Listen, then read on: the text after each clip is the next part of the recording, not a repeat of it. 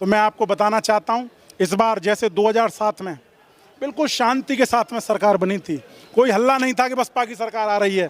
इस बार मैं आपको बताना चाहता हूं, सर्व समाज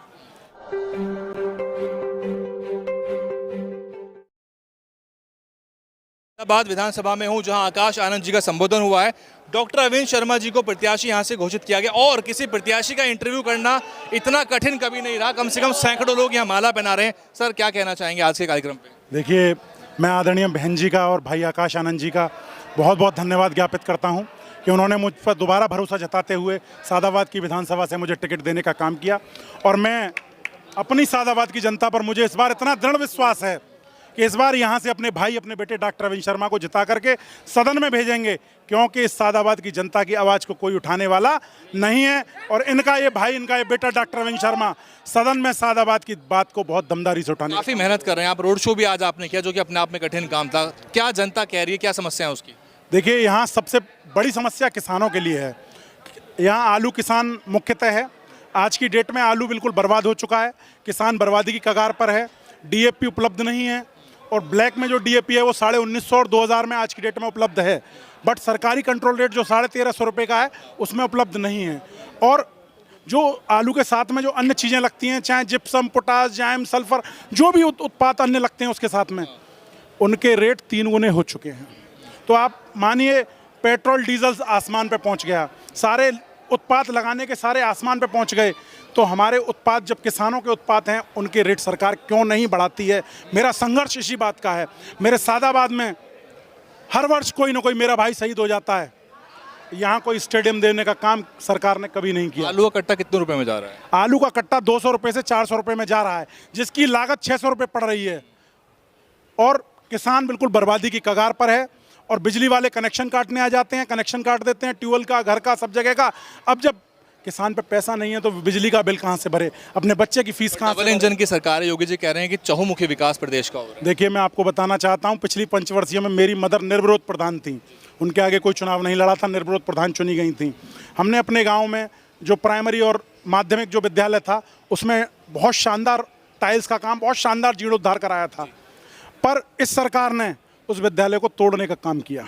जो अब भाई आकाश आनंद जी ने जो मंच से कहा, इस सरकार ने 27,000 विद्यालय तोड़ने का काम किया और 36,000 शराब के नए ठेके खोलने का काम किया। देश भर में 94,000 स्कूल बंद हुए हैं, सरकारी नीति आयोग की रिपोर्ट। मैं केवल उत्तर प्रदेश की बात कर रहा हूँ, जहाँ 27,000 बंद हो गए और 36,000 ठेके खुल गए। और आज की डेट में जब कावड़ निकल रही है तो विद्यालय बंद हैं, दुकानें बंद हैं, शहर बंद हैं, पर शराब के ठेके कहीं भी बंद नहीं है मेरे भाई। तो सरकार की नीति को आप समझ सकते हैं, न तो उनकी शिक्षा देने की नीति है, न रोजगार देने की नीति है, न किसान के प्रति कोई संवेदना है। ऐसी संवेदनहीन सरकार जो महंगाई को आसमान पर ले गई है। अब जो फ्यूल एफिशिएंसी थी उसमें E20 जो ऐड ऑन कर दिया है। पहले ही इतना महंगा तेल था, अब उसकी जो हमारा इकोनॉमी, जो एफिशिएंसी है गाड़ी और ट्रैक्टरों की, डीजल में भी मिला रहे हैं। ये पेट्रोल के साथ साथ डीजल में भी मिला रहे हैं, इथेनॉल प्रपोज्ड है। तो आप सोचिए किसान का कितना बड़ा हित होगा। लेकिन आपकी सभा से पहले आकाश जी का एक स्टेटमेंट आता है, वो कहते हैं पीडीए में जो पीडी है वो पंडित ही है, तो वो भी ब्राह्मण समुदाय को साध रहे हैं। क्या कहना है आपका? देखिए, मैं कहना चाहता हूं कि अभी समाजवादी पार्टी के एक राष्ट्रीय प्रवक्ता, जब कोई व्यक्ति प्रवक्ता होता है तो उसकी पार्टी पूरी जिम्मेदारी, जो वक्तव्य वो देगा वो पूरी पार्टी का वक्तव्य होगा। भाटी साहब ने ब्राह्मण समाज के लिए इतनी अभद्र टिप्पणी की, आज तक किसी ने ब्राह्मण समाज के बारे में इतनी घटिया टिप्पणी नहीं की। अगर अखिलेश यादव इतने ही ब्राह्मण समाज के हितैषी थे तो उस भाटी को पार्टी से बाहर निकालने का काम क्यों नहीं किया? और जब बात आती है तो वो पीडीए की डेफिनेशन 3-4 बार खुद बदल चुके हैं। मेरा अखिलेश जी से निवेदन है, वो विदेश में पढ़ के आए हैं, पूर्व मुख्यमंत्री जी के बेटे हैं, खुद भी मुख्यमंत्री रहे हैं, तो कोई एक डेफिनेशन उसकी डिफाइन कर लें, फिर जनता को और हमें बता दें। बार बार बदलने से जो भ्रम है जनता में, जनता कहती है कि अखिलेश यादव रोज़ क्यों बदल जाते हैं। तो मैं आपको बताना चाहता हूं, इस बार जैसे 2007 में बिल्कुल शांति के साथ में सरकार बनी थी, कोई हल्ला नहीं था कि बसपा की सरकार आ रही है। इस बार मैं आपको बताना चाहता हूं, सर्व समाज बहन जी की तरफ देख रहा है। आप कभी भी किसी से, आप इतने विद्वान पत्रकार हैं, मैं आपका हमेशा आपकी चीज़ों को देखता हूं जो आप अपने पोर्टल पर डालते हैं, अपने न्यूज़ चैनल पर, DNN पर डालते हैं। मैं हमेशा आपको देखता हूं, आप जो पत्रकारों की श्रेणी होती है उसमें आप बहुत विद्वान पत्रकार हैं मेरी नज़रों में, क्योंकि मैं पढ़ा लिखा व्यक्ति हूं। मैं हर चीज़ को बोलने से पहले या किसी चीज़ का अध्ययन करता हूँ तो उस पर बहुत सोच विचार करके करता हूँ। तो मुझे पता है, आपको सब चीज़ों की नॉलेज है, ज़्यादा मैं आपको कुछ क्या बताऊँगा। सवाल है, पोलराइजेशन एक इशू है, ध्रुवीकरण जो है, अभी चुनाव आएंगे तो पाकिस्तान भी आ जाएगा, जिन्ना भी आ जाएंगे और नफरत की जो राजनीति है उसमें पूरा प्रदेश सपा और भाजपा में बढ़ जाएगा। ऐसा नहीं होने वाला, मैं आपको बताना चाहता हूँ। आज की जो रैली थी, तरीका उनका यही है।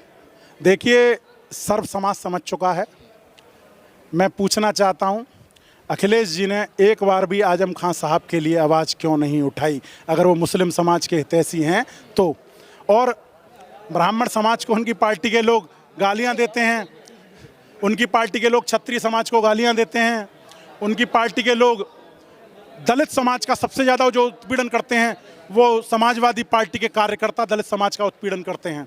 चाहे घटना मथुरा की रही हो, चाहे घटना इटावा में रही हो, चाहे फिरोज़ाबाद में कोई घटनाएं हुई हों, तो ये सारी जो घटनाएं हैं ये समाजवादी पार्टी के लोग करते हैं। और आपको पता है, सब लोगों को पता है, ये तो अगर समाजवादी पार्टी की सरकार आती है तो गुंडई चरम सीमा पे पहुंच जाती है। योगी जी ने भदोही ज़िले का नाम वापस कर दिया और सपा को हम इसके ऊपर टारगेट करते हैं और रविदास नगर उसको फिर से कर दिया, जबकि वो बहन जी का रखा हुआ ज़िले का नाम। देखिए, आदरणीय बहन जी ने महापुरुषों के नाम पर नाम रखे थे। बहन जी ने 100 डिग्री कॉलेज देने का काम किया। बहन जी ने बहुत सारे मेडिकल कॉलेज देने का काम किया। हमारे वृंदावन में 100 सैया हॉस्पिटल है। जहाँ हमारे हाथरस के जितने भी लोग हैं, हाथरस में पिछले 15 वर्षों से सरकार चली आ रही है। यहाँ का जो हॉस्पिटल है वो केवल एक रेफर सेंटर है। अगर आप यहाँ के बस स्टैंड पर चले जाएंगे तो वो केवल मवेशियों के लिए, वहाँ केवल गंदगी पड़ी है, वहाँ कोई बस नहीं आती है। तो मैं लोकल मुद्दों पे भी बात करूँगा। तो यहाँ सादाबाद में चाहे कोई विधायक बन गया, चाहे यहाँ से सांसद बन गया, चाहे जिला पंचायत अध्यक्ष बन गया, किसी ने जनता के लिए काम करने का काम नहीं किया, केवल लोगों ने अपनी जेब भरने का काम किया है। मेरा स्वयं का और ये जो युवा पीढ़ी सारी जो साथ खड़ी है, इन सबका यही संकल्प है कि जो अब काम होगा वो सादाबाद विधानसभा के और सादाबाद विधानसभा के लोगों के लिए। आखिरी सवाल, मुस्लिम समाज का भी आपको साथ मिल रहा है, मैं देख रहा था कि मुस्लिम समाज के लोग भी हैं, तो क्या ताना बाना बुन रहा है यहाँ पे आपके? देखिए, मैं आपको बताना चाहता हूँ, सादाबाद का मुस्लिम समाज बहुत समझदार है और मुस्लिम समाज का पूरा समर्थन बहुजन समाज पार्टी के और हमारे साथ है और मुस्लिम समाज का अधिकतर वोट हम ही को मिलेगा। जनता से क्या अपील करना चाहेंगे? मेरी जनता से, तो मैं रोज़ जनता के बीच में रहता हूँ, मेरी तो जनता से यही अपील है कि इस बार परिवर्तन के लिए और प्रदेश की और सादाबाद की अच्छाई के लिए वोट करें, सादाबाद के विकास के लिए वोट करें और अपने बीच के रहने वाले भाई, किसान भाई जो आपके बीच में रहता है, एक पढ़ा लिखा व्यक्ति आपके बीच में रहता है, उसे वोट देने का काम करें। जब भी आपके सादाबाद का, मेरे सादाबाद का विकास हो सकता है। Thank you so much. तो आप सुन रहे थे डॉक्टर अविन शर्मा, जो कि बीएसपी के यहाँ से आज प्रत्याशी घोषित हुए हैं। इंटेलिजेंट व्यक्ति हैं, पढ़े लिखे हैं, सुलझे हुए हैं और बेहद बेहतर समझ रखते हैं। उनसे बातचीत करके मुझे समझ में आया। और क्योंकि आज आकाश आनंद आए थे, आकाश आनंद जी ने भी बहुत अहम मुद्दों को यहाँ पर उठाया है।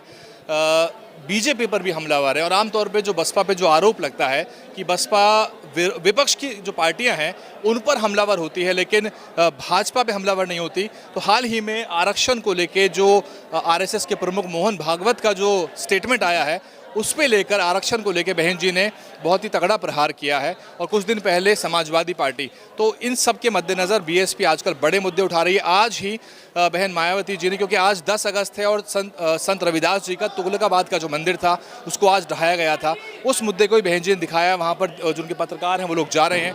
तो अविन शर्मा जी को आपने सुन लिया है, कमेंट करके मुझे बताइए क्या कुछ आपको कहना है। बाकी जनता की रिपोर्ट और मंच पे क्या कुछ हुआ सब आपको मिलता रहेगा हमारे चैनल पे। बहुत शुक्रिया वीडियो को आखिर तक देखने के लिए। यूट्यूब पे देख रहे हैं तो लाल रंग का सब्सक्राइब बटन दबा के बेल नोटिफिकेशन दबाइए और फेसबुक पेज को लाइक कर लीजिए, जुड़ जाइए।